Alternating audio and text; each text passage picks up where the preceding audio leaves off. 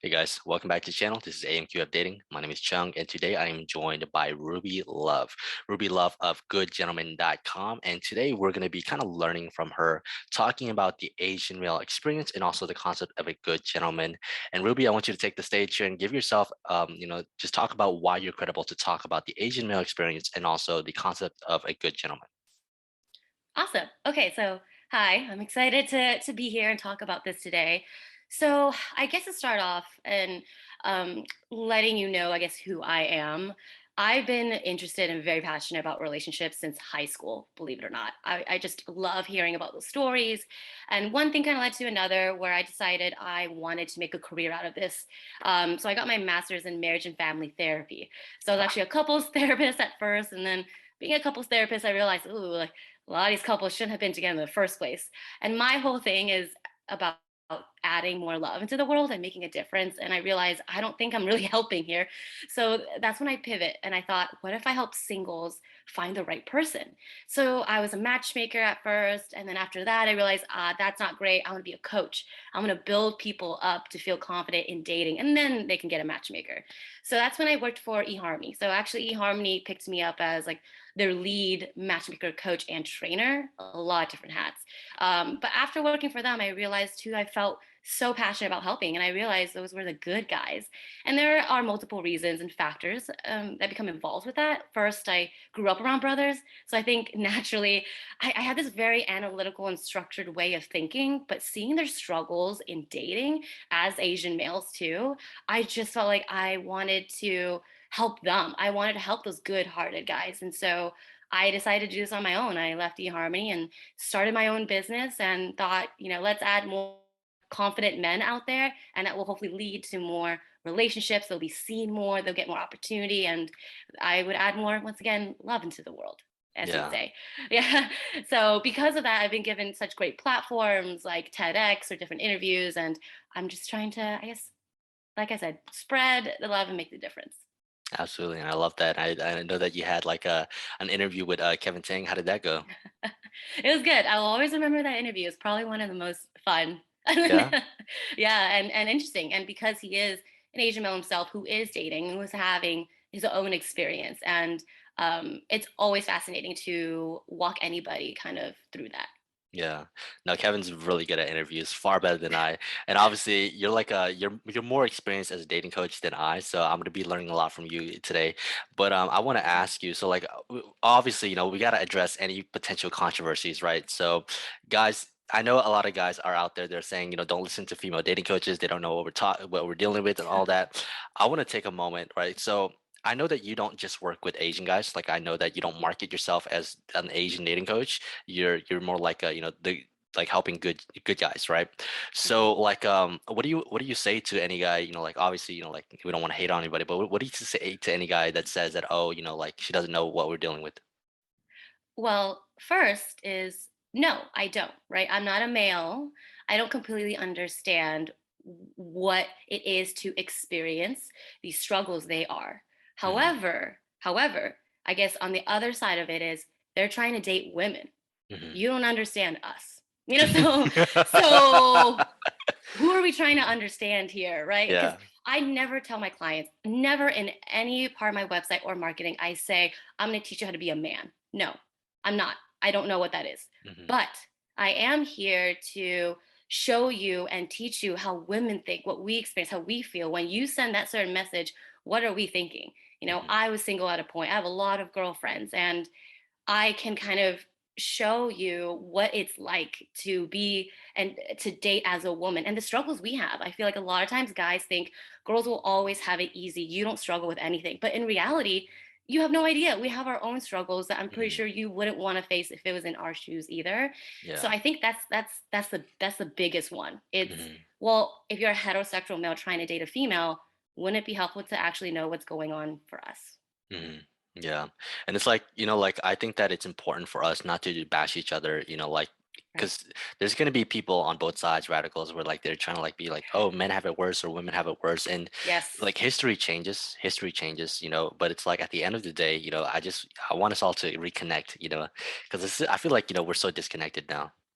I agree. And that's why I remind everyone, it's never helpful to be extreme or generalized, right? Mhm. Like all girls are like this, all men are like this. And we tend to go so black and white at times with dating Mhm. because it's such a personal Yeah. space. And because of that, our emotions are coming out.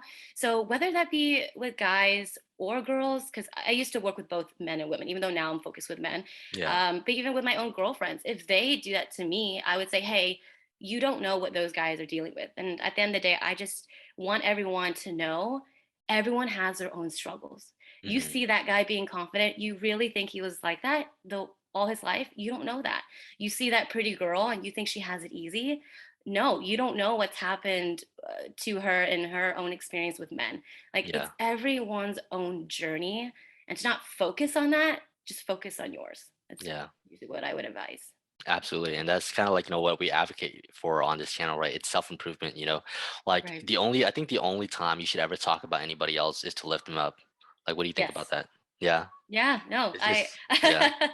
I agree. There's a difference between stating what happened, because that is what happened, Hmm. versus stating it and then putting blame on someone else and then bashing on them. And then all of a sudden that turns into a lot of judgment and Hmm. acting as if you know them. If, Yeah. if that makes sense. I don't know if you've ever experienced that, but when Yeah, people get no. really emotional, it's like, oh, she did this. That must mean she's a crazy person. Yeah. It's like, whoa, whoa, what happened? How did she just turn crazy just because she decided she didn't want to continue this further and that's her choice? Yeah. So I'm always about making sure that we stay in our power Hmm. and remembering what we have control over, and doing our best to, if you don't want to lift someone up because you're hurt, then just to let it be and Yeah. accept it as it is, and then Hmm. lift yourself up afterwards. Yeah. Now I want to take a moment and I want to ask you, okay, so what kind of Asian are you, right? So I feel like you're Vietnamese, and I know that your fiance, congratulations by the way, Thank is you. Burmese, kind of like I am. But what kind of Asian Yes. are you? That's a oh, actually that's an interesting question. Never been asked that. Well, I am Vietnamese, just to Okay. clarify. I'm Vietnamese, and a bit of Chinese. Oh, nice, Yeah. nice. Yeah. Yes. I don't know So why I thought you were Vietnamese. I felt like you were Vietnamese. that's really fascinating because rarely anybody guesses that. Everybody says I'm Filipino. Like, Serious? yes, across the board. Even my fiance, when he first met me, he swore like I was Yeah. Filipino. I was like, I'm not. Damn. That's And what's awesome. interesting is when people, I don't know, obviously there's stereotypes, it seems like, with different Yeah. Asians. And then sometimes when they meet me first, that they still want to think I'm Vietnamese. They still think I Mhm. have a Filipino personality. I don't even know. I don't Yeah. know. I wish I don't know. But yeah, you Filipinos can guessed right. sing. I think that's the stereotype. Filipinos can sing. Oh, and apparently dance because I Oh dance. yeah, yeah. Oh, you Yeah, dance? I've danced all my life. Yeah, like specifically like hip hop dancing. And apparently that's like a Filipino Nice. thing to do. Wow. So, I'm a former dance instructor, and like that's one of my goals in life is to be oh, a partner dance champion. So like oh that's my super gosh. cool. Oh, that's awesome. Look at that. Another connecting point. Absolutely. Now I know that after this call you're gonna be having dinner with your brothers, and I think you have two brothers. Hmm. And I know that you were saying a little bit like how you've you've kind of helped them out with their dating stuff, like dating lives, whenever they ask you for advice. Yeah. You want to talk a little bit about that? Sure. So, this will be interesting because it does kind of bleed into the Asian male experience, right? My brothers are different in their own ways. My younger is very, very nice. When Hmm. girls say, "Oh, he's such a nice boy," that's him. Yeah. And he can be very passive. He's a type to, when people tell him to do things, he doesn't stand up for himself at times. And I saw dating probably like the struggles of dating through him the most. I've seen him being taken advantage of by women and his money when he was younger, and that really fueled me. I think Hmm. it really fueled my motivation to lift like someone like that up, to know himself, to know his worth, to know you can speak up with, to say what you want, all of that. So I think through seeing that, one, that really fueled my passion. And number two, so with my older brother, he dates. My younger's more shy, so he'll date here or there, but then he'll kind of like go back. My older, he dates. You like the Like Playboy? yeah, he's like I like women and I'm gonna date them, right? So Hey. he has that kind of a little bit more confidence. Hmm. However, However, like he online dates, and it's interesting when I see the struggle, when he admits the struggle. I think there's a lot of insecurity with one, height. It's a big Mhm, one. And two, knowing that if he wanted to date someone out of his race, that's not Asian, it is mhm. more difficult. And he has to kind of overcompensate other things to stand out because he feels like he will always kind of lose to the white guy. Yeah. And so I saw that experience within him because he's dating so much Mhm. and trying not to let that insecurity kind of overrule him. Yeah. So it's been a learning experience for me through their eyes, but of course my own clients, but they were Yeah. really the ones who started this all really for Yeah. me. Yeah, and I mean, like, it kind of shows like you do have a personal connection to, Asian guys, right? Or just guys in general, right? The underdogs, guys that feel like, they can't succeed in dating because of stereotypes or because they don't Yeah. look a certain way. But it's like, can I ask you real quick how tall your brothers are? I'm about 5'4", 5'4" and a half ish. So my older is like 5'6". Mhm. My younger, he's the tallest. He's like 5'9". Oh, I don't wow. know. I don't know what happened there. And I'm 5'1". I mean, yeah, I'm 5 feet, so I'm Ah, small. But got you, and my got you. parents are short too, so I don't know what happened with my older one. But I mean, Yeah. my younger. But yeah, Let me ask you this question. So we talk about the concept of the good gentleman. What is a good gentleman by your definitions? yeah. So uh, the reason why I created, I guess, the term "good gentleman" is because I hear a lot of frustration with the nice guy, bad boy kind of conflict. And Hmm. what I've realized is the bad boy is the ones who are so like they are 100% themselves. They're so confident they get what they want, but the issue there is they don't care about anybody else, they don't respect anybody else, and they will do what it takes to get whatever it is they want without, and they don't care about hurting anybody. The nice Hmm. guy, he's so nice but doesn't know himself, where he's willing to potentially mold into somebody else to get that kind of affection back. And there's almost this certain expectation as well, so truly they're not really nice. So what I realize is, okay, what is the in between here? What do girls call those guys that are kind of in the perfect balance? And Yeah. so I listen to girlfriends, and when there's a difference when they say like, oh my gosh, she's so nice, or versus, man, he's a good dude. And then that's Mhm. what I started hearing. Like, he's a good guy. Like, he's a good person. That's what stemmed it. And then I started realizing when I started my business, I asked kind of new clients how they would describe themselves, and they would say, "I would like to think I'm a gentleman." Right. So I think the combination of that, because I realized what a good gentleman is someone who's aware of himself, who's confident in who he is. He accepts everything that he is. He's not going to seek approval from anybody else. Yet he is considerate. He'll Mhm. hear you out if you feel like he done something wrong, but he's not going to change his values for someone else. He's not going to mold, but he will respect, and he's considerate, and he's a kind person. Because Yeah. being nice is not bad. Like, come on, like being Yeah. kind and nice and caring is a great trait, Mhm. but it's about standing on your own and having that confidence, but also just being respectful. And I think that balance is what a lot of girls look for.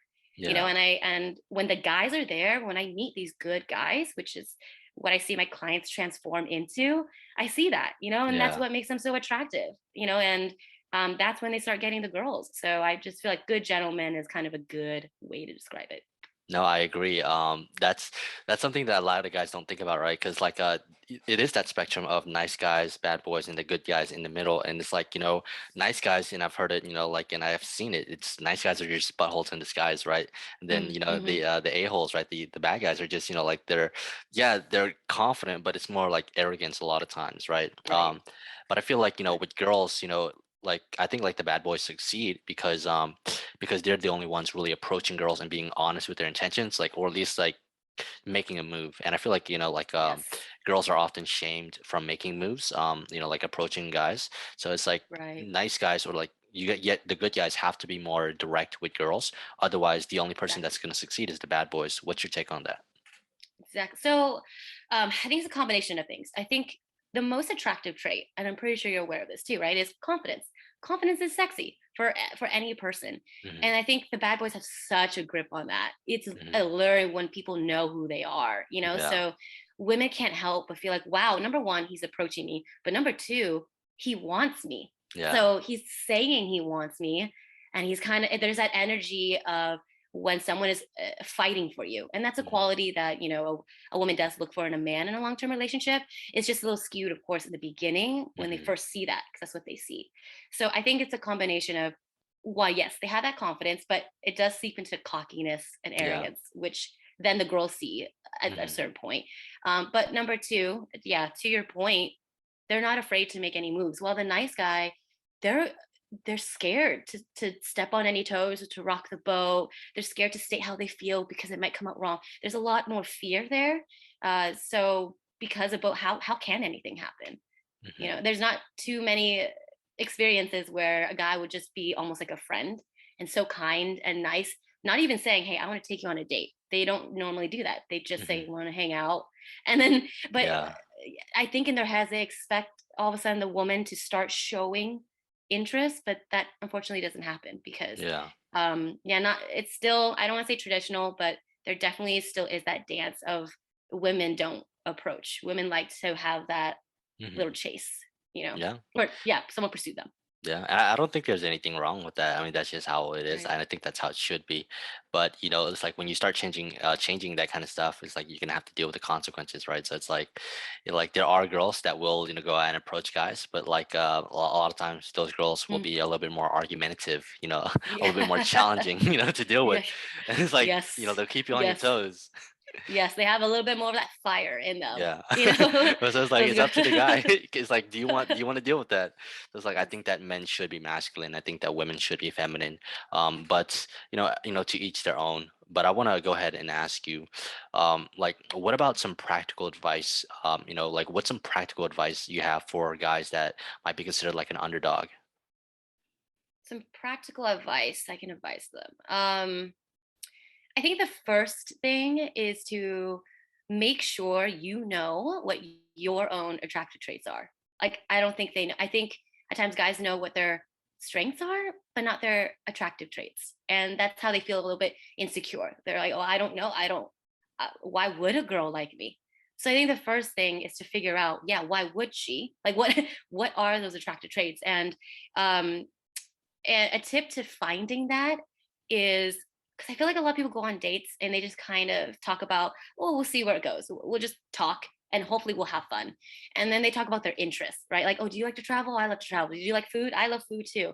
But the issue with that is, anybody else can say they love food. Anybody else can say they love travel. It's very common. So the attractive traits are found within your whys. So figure out, why do you enjoy doing anything that you do? What drives you in your life? What motivates you? And bring that forward. Because if you start talking about that, the right woman would really connect with you. She would Mm, think, oh, shoot, he is super open minded, or he's really adventurous, but in like the adrenaline junkie way, because he gets that high off of it. Like, I'm like mhm, that too. Right. So when you aren't afraid to talk about yourself, because I feel like that's number one. A lot of nice guys are asking so many questions, but they're not talking about themselves in fear of being cocky. mhm. But if you don't talk about yourself, how's a girl going to know anything? So how's she actually going to be attracted to you? So I think, one, it's not fearing talking about yourself. And two, it's making sure you're approaching every conversation and date with the intent to still express these traits of yours. And then the right woman will connect with you. So I normally start everyone there. What are some things that and thanks for the tips, by the way. What are some things that you think that, let's say, because I think like the most unattractive ethnicity by the statistics, this isn't to say that it's right or wrong. This is just, Mhm. the statistics is like Indian men. I think they're at the bottom of the food chain. I would say Burmese men are more at the bottom because like we have like war crimes and all that. But it's like because Indians have Bollywood, right? But it's like say a brown dude, right? Like a 5 foot tall brown dude, right? Is he wants to date, and he's not the most muscular guy. He's kind of skinny. Um, Mm, maybe he doesn't have a whole bunch of money. What is something, because he can't change his height. He can change his body, but that takes like 5 to 10 years. What is something that he can control about himself to make himself more attractive, like hobbies, or like career, or like what are some things that he can do without just being a guy that's just doing it for girls? right. So kind of similar to the last thing, because at the end of the day, it's about you finding your attractive traits, but you feeling attractive. And as we talked about in the beginning, right, all we can do is focus on what we can control. Now, yes, height, we can't control. Face, I mean, I guess technically if people want plastic surgery, but like Nah, technically you yeah, can't, I wouldn't you recommend can't. it. Yeah. There's only so much you can change with that body. Yes. But the thing about, this is body actually can change, but it's Hmm. progress, right? Yeah. Because like, for example, I don't know about you, but even if someone isn't at their perfect physique, working at it already gives you a little bit Hmm. more confidence.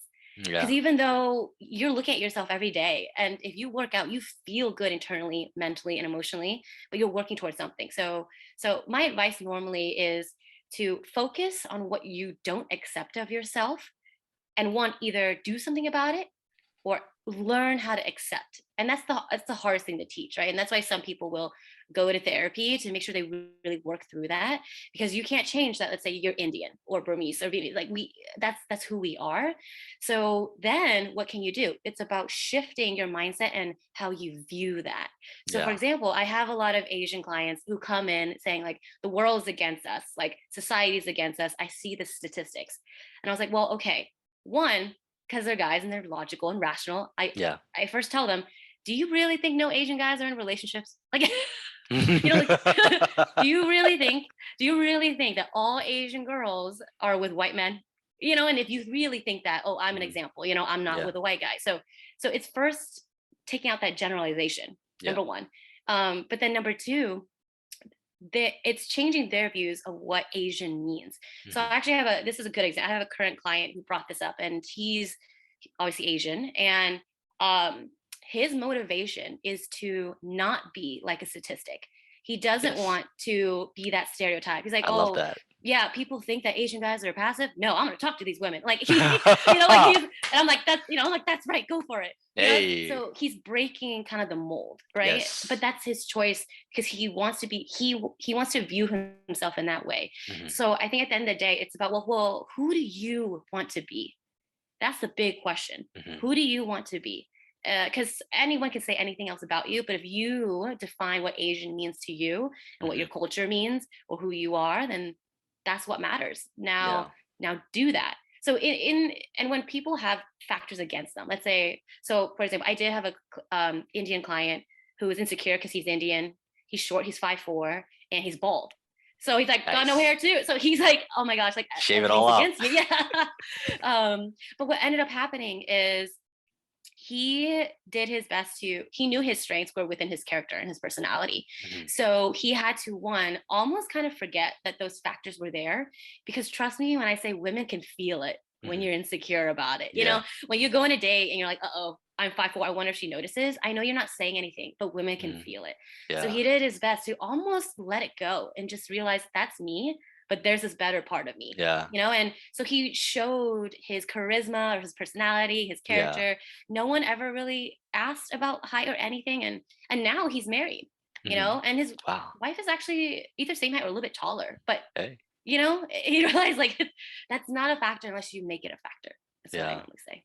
No, that's awesome. Like most of my dating life really has been dating girls that were about my height or a little bit taller than me. So it's like I'm Mm, like proof that hey, you can succeed in dating. But like I want to ask you, right? Because I've asked other people before, and like they usually like don't want to answer like directly, but I want to see mm. if you'll answer. Like, what is like give me like the top three like most attractive hobbies that a guy can do Most most attractive attractive to women. hobbies. Yes. Oh, interesting. So Okay. maybe it could be sports, cooking, singing, Right. art.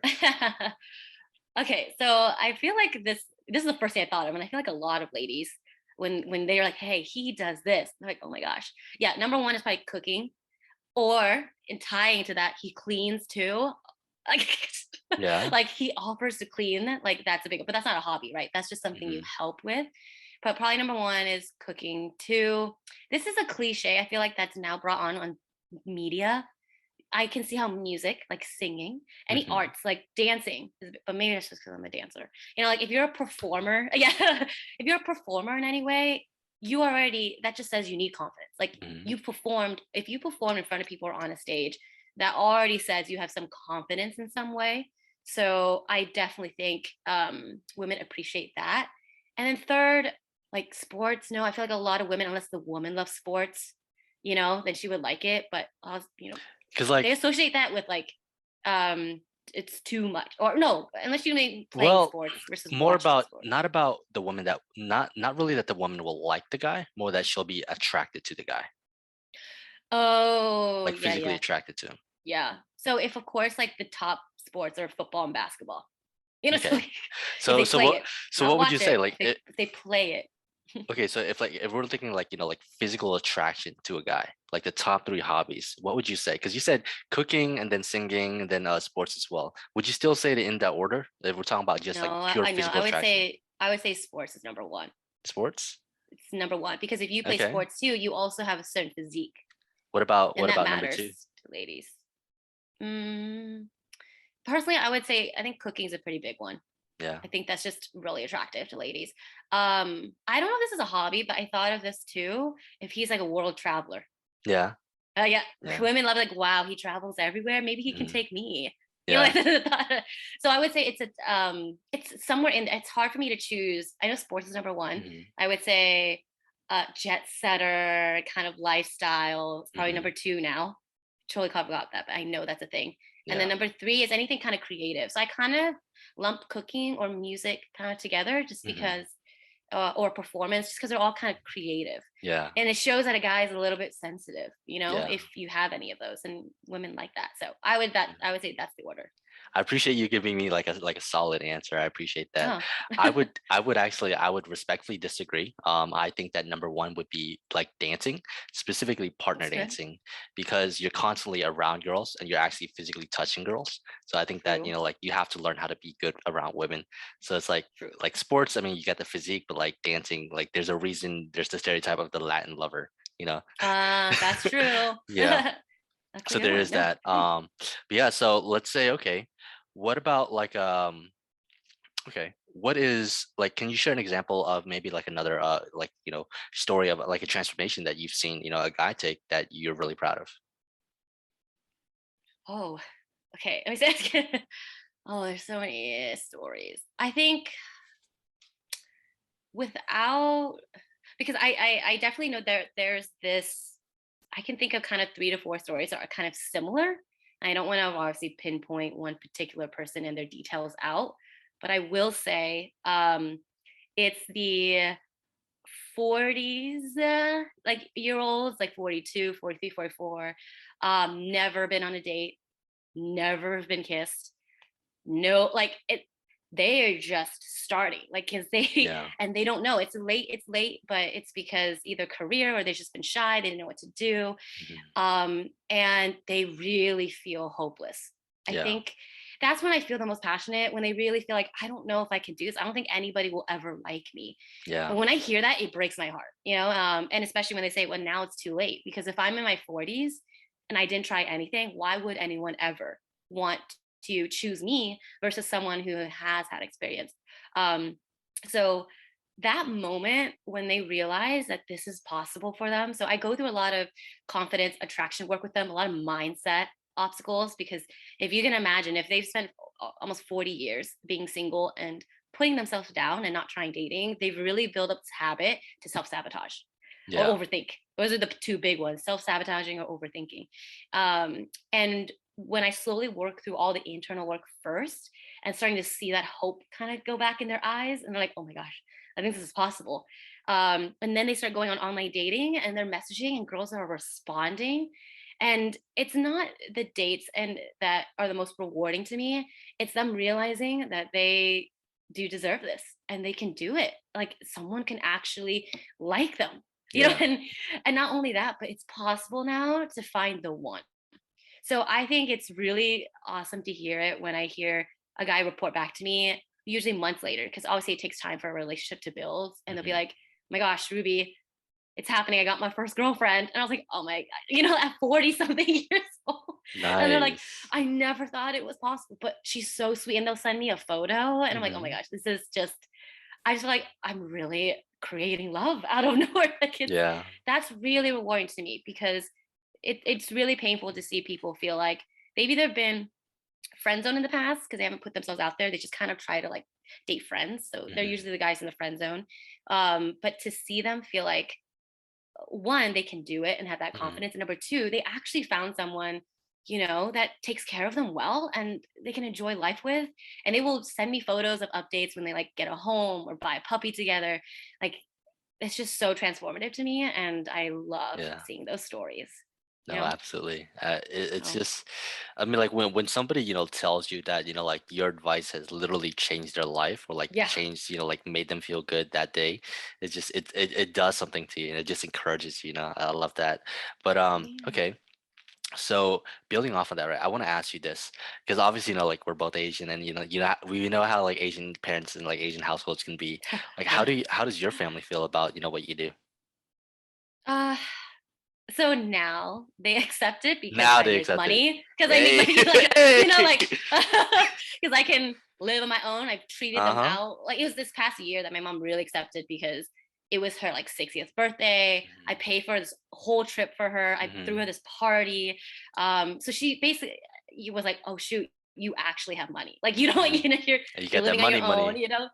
Yeah, like oh now I'm having a wedding and I'm paying it for my on my own. Yeah. So and that's the Asian thing. I think Hmm. before though, there was a lot of conflict because one, owning a business. Like before when I worked for eHarmony, she already thought it was weird to be working in the Hmm. dating world. In the Vietnamese language, there is no word really for date coaching. Hmm. There really isn't. So even that and trying to explain to them what I did was very confusing. So one, they didn't really think that that was a career. And number two, a woman in business is not really known in the Asian community. It's usually the men in business. Hmm. But number two, the fact is because it's so unstable. So they just want security for us, Yeah.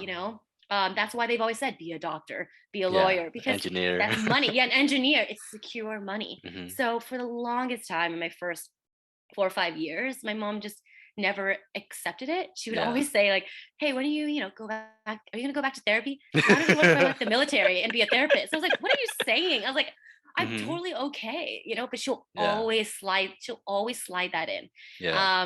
So it was tough. But like I said, I think it's only been this past year that they Yeah. actually accepted it. Oh, and the only other time they accept it is when every year they'll tell my brothers, they're like, have you gotten advice from your sister to get a girlfriend? That's the only time they accept it. I was like, wow, now you're acknowledging my career. That sounds When like something an Asian parent would say. yes, yes. Because they try to match make them, and my brother's Yeah. like, no, I want to find a girl on my own. And they're like, well, Yeah. use your sister. Like she has a job and that. Exactly. She literally. That's the funny thing about Asians. I mean, also, I think that like with Asian parents, a part of it is pride and ego, and obviously, like we Yes. all have a level of pride and ego, but like I think like Asians are definitely some of the most prideful because it's also like the stereotype is we're very hardworking individuals. Yes. Yeah. And it's like Yes. I think like like Asian parents are kind of like the ones that they kind of want to show off their kids, right? Oh. Like it's all Mm-hmm. like, oh, you're your kid is an engineer. Well, guess what? Mine is a doctor. He That's saved right. lives. He saves a life. Yes. No. Exactly. That's why it's. Yeah. I mean, I guess for me, they only can say business owner Hmm. because there is really no other way to describe what I Yeah. do. But it's weird how, as a female, that's not a because if they said, "Hey, my son owns a Hmm. business," they're like, Yeah. "Oh, that's good Hmm. too." But for women, I don't know. It's not as boastful Yeah. for whatever reason, But yeah, it's interesting observing that and navigating it, but sticking to my ground Yeah. in all of that, because I'm a very we talked about this earlier, but I define Asian differently myself. I'm a rebel. I think Yeah. I've rebelled all my life. I kid you not. Like my Yeah. mom tried to put me in ballet and I went to hip hop dancing. Like Hey. like Hey. everything. I Yeah. dyed my hair purple for a Yeah. while. I was like, I want to dye my hair. And then Yeah. I just rebelled in every level because I think I was Yeah. so restrictive, Hmm. and that's probably why I led here. Yeah. What's your favorite hip hop move? My favorite hip hop move. Oh Yeah. no, you can't ask me. That's like when people tell me, "Oh my god, it's a personal." I don't know how you feel because you dance. Uh-huh. Um, Pet peeve of mine actually when I say, "Oh, I dance," and they're like, "Show me something." I'm like, what am I, a monkey? Like, what am I? It's like show you Yeah. something. No, Mm. I don't. I can't think of a favorite move. I just Yeah. turn on the music and go. Yeah. I'll say that. But I've been retired for a very long time, so I would Yeah. have to be in a club or something, and maybe that's how you'll see any dance moves. I remember like it was like a finals week or something in college, and I popped an Addy, right? I popped an Adderall. No, Good. it's like I stayed up the entire That's night. I was like, I need to fantastic. focus, right? Freaking Yep. Asians. But I don't know. Like after the exam, I think I botched the exam, but I just went home and it's like I just needed to dance, and I just went on Snapchat and I just started dancing. Some of my friends still don't let me live it down. Oh my gosh. You just turned on some music, started Yeah, dancing, and I then was just posted like, it. Oh screw my it. god. Yeah, I was just on Snapchat. I was like, I don't even care anymore. That's It's like, so that's yeah, so funny.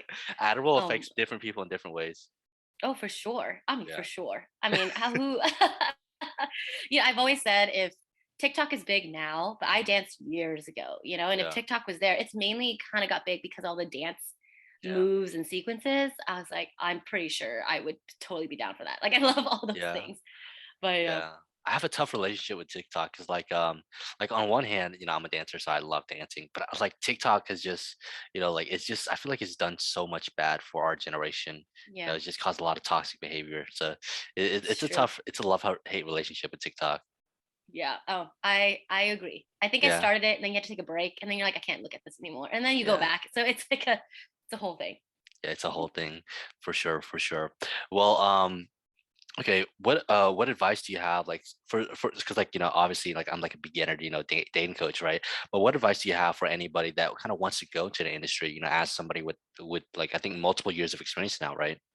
Yeah, I've been doing this on my own for 6 years now, on my Wow. own. Yeah. And I think my biggest advice is to find what makes you, I guess, unique and staying very authentically yourself. Like Mhm. I'm really big on authenticity and being real and being Yeah, straightforward. Um, I like that about you. and I think people see it. I don't know if I think, yeah, I think you've seen some of my videos, but Hmm. I, I don't, you know, even for interviews, I don't always get dolled up for things. I'm not trying Yeah, to present myself in a way. I just kind of show up and yeah. I speak from, I guess, my heart and yes, experience, but Hmm. a lot of it is because of how I truly feel, Hmm. and I'm not afraid to be honest. But I think that combination, right, of uniqueness. So, like for me, it was I know it's my story, my kind of story of how I got to where I am and the pivoting that I did. And they see my passion. And Hmm. because it's true, it is a very real passion of mine. And I think people see that. So, when you hone in on your mission, um, I think when you express it, people will really gravitate towards you. Hmm. So I think number one is that uniqueness, like what makes you, I guess, different.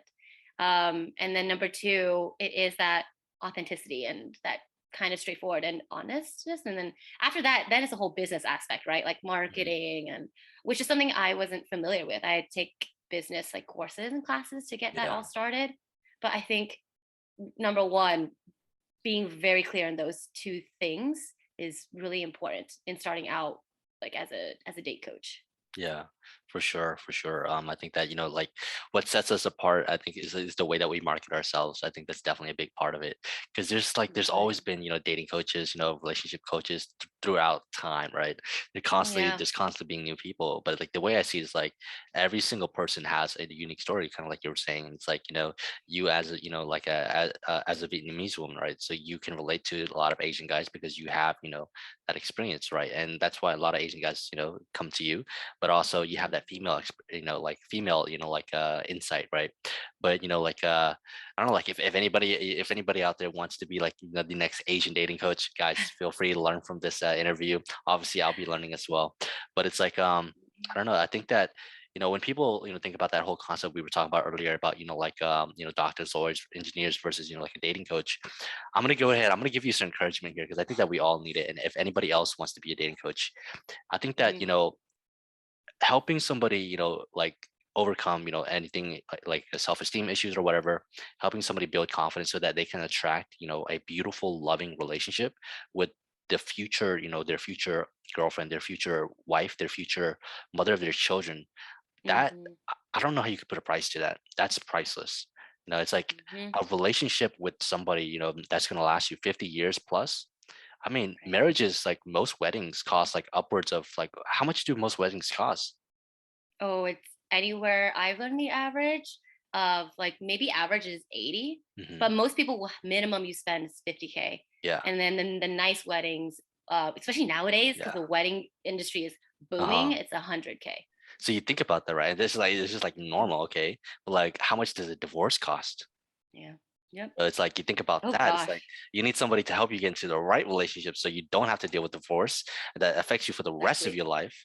And it's like, but it's like, people will just easily invest into college education. It's like how much does a degree cost? Like a 4-year degree. Mm, I think it's like, right. 30, 40K, like, but it's like, Right. is a career more important than like the future mother of your children? It's like a relationship with that, like, Right.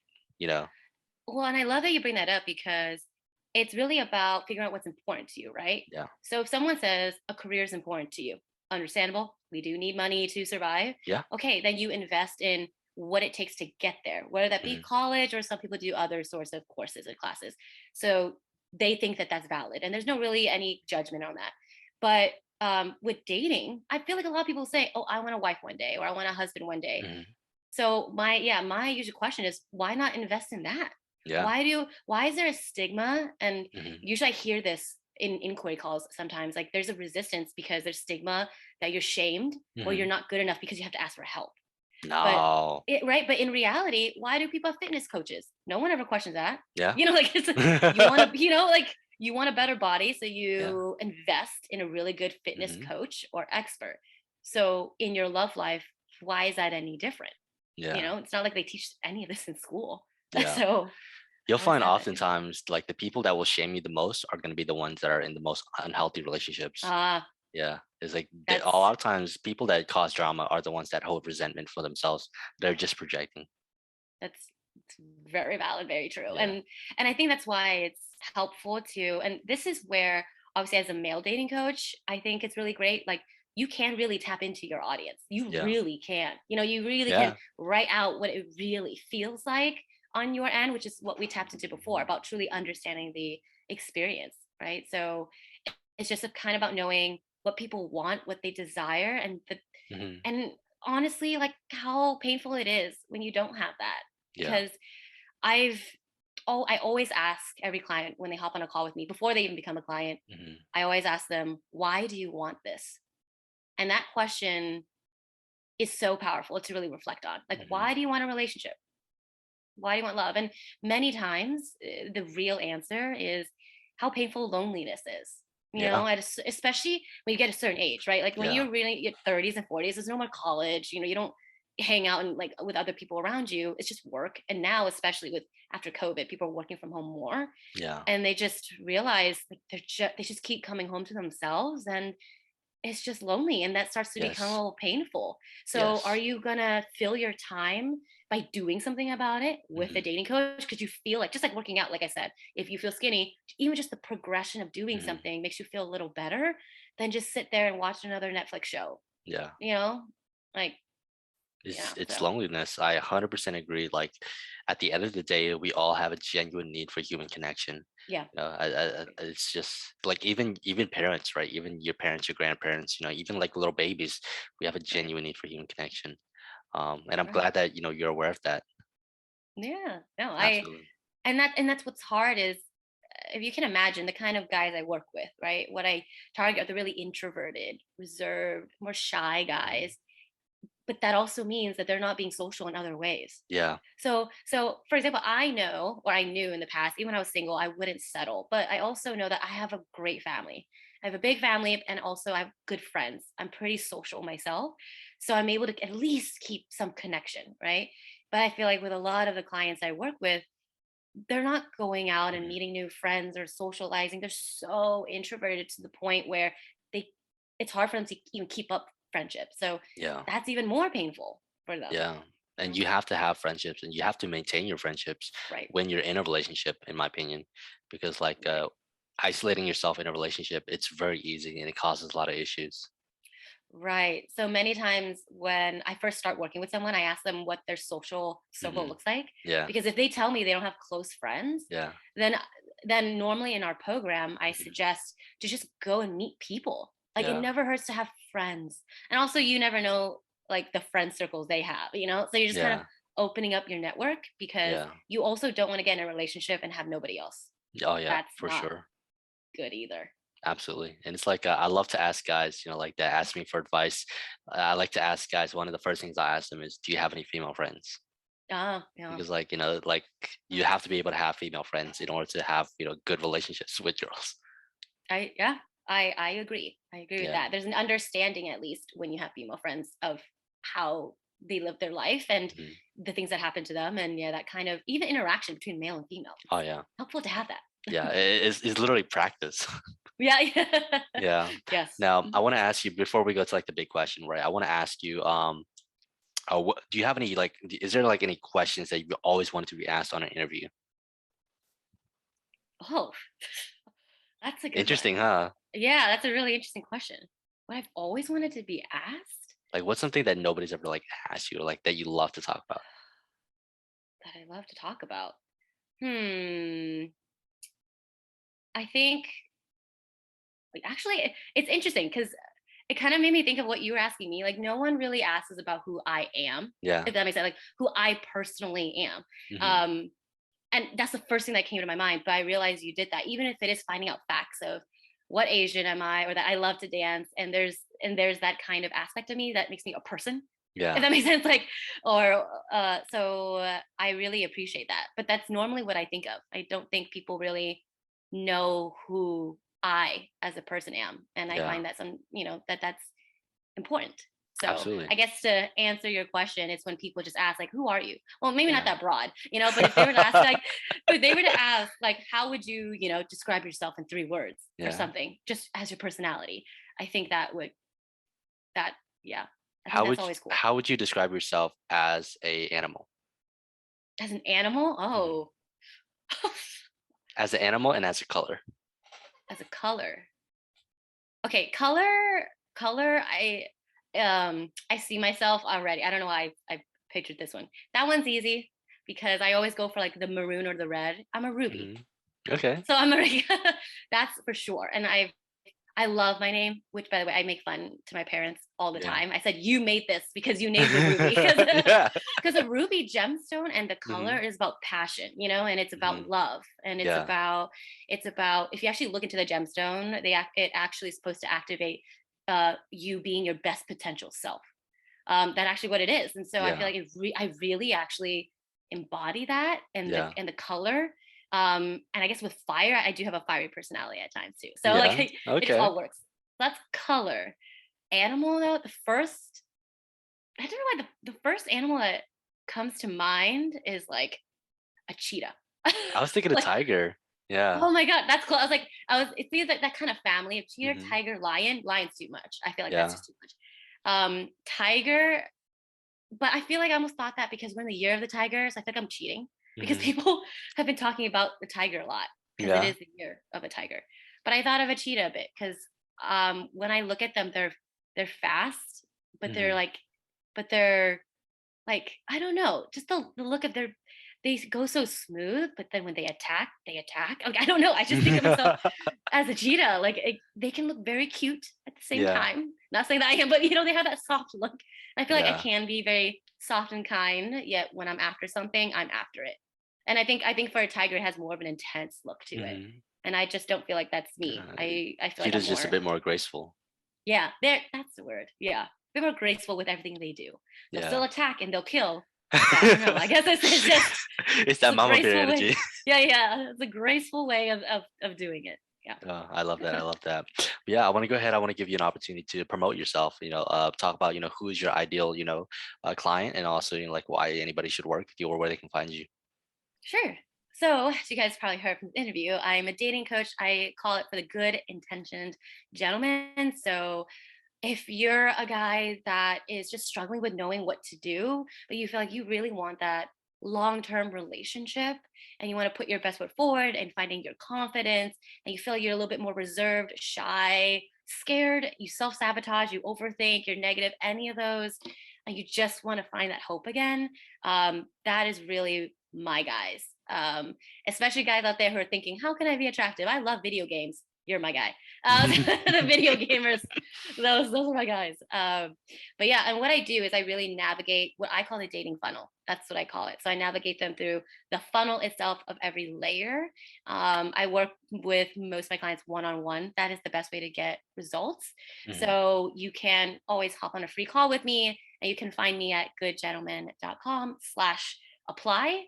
And just hop on the free call. And I normally give everyone kind of a blueprint after the call of what they need to do and what I feel like are the struggles or the obstacles, and at least some direction and how to move forward. Mhm. But also, you can also go to my sites. There's courses and products on there too if one on one feels like it's too much of a leap for you there. Yeah, for sure, guys. I highly recommend you at least at minimum have a conversation with Ruby. Just hop on a call with her, see what's what, and see if she can help you.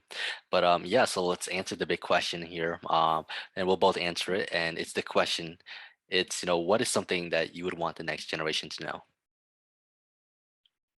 Are you gonna go first, or do I have to go I can first? go first if you want. Okay, you go first. Okay, so based off on our conversation here, I would want to know that that to invest in yourself, right? Make sure like college is important, or like it can be important, like career, of course, is important. Money, of course, it matters. But at the end of the day, yeah, I think that the most important thing in our lives are our relationships with other people, Mhm. loved ones, and just friends and all that. So invest in yourself. Like if you're gonna invest $40,000 plus into a college education, like which is gonna make you money, what's more valuable? Is it a career, or is it which you can just quit and get a new one, or the future love of your life, the future mother of your children? Invest in yourself. Awesome. I love that answer. Okay, investing in yourself. That actually, I guess, ties in what I thought of is remembering that you have the power.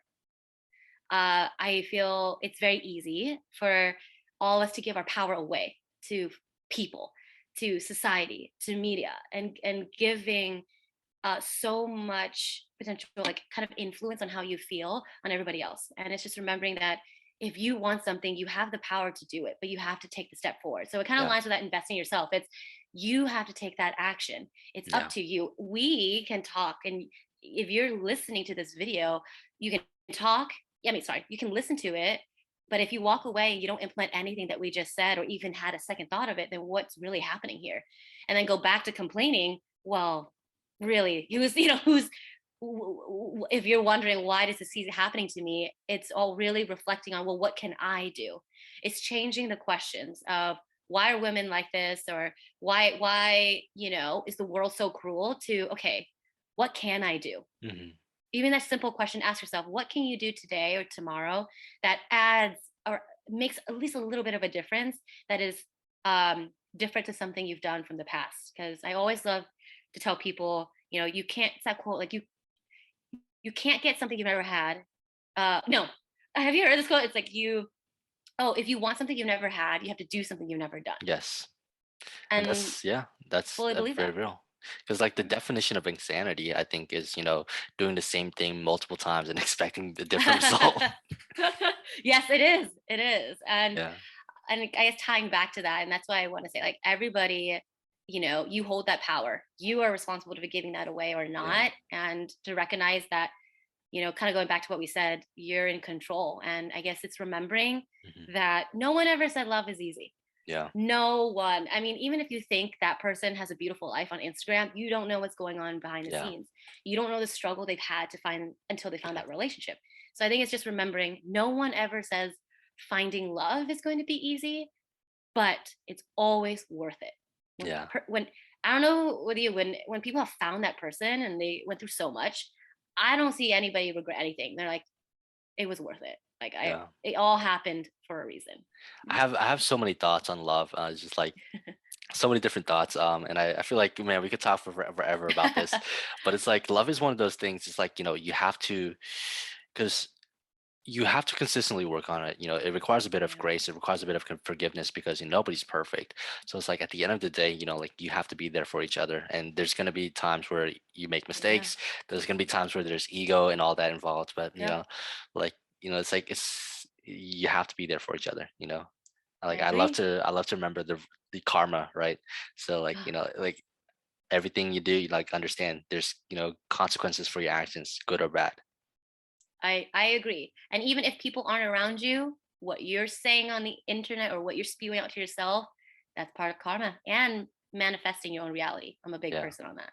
Like I'm a big Yeah. person on like manifesting things, Yeah. So yeah. My mindset is definitely key. But yeah, guys, thank you so much for watching. Ruby, thank you again for coming on. Thank you so much. It's been fun. Absolutely, absolutely. So, guys, we'll end the interview here. But, guys, I want you to remember treat everyone with kindness, love, empathy, and respect. If you want to hop on a call with Ruby, go ahead. I'll leave the links in the description down below. But, guys, thank you for coming, and we will see you. Spread love, and it will come back to you. And we'll see you in the next video.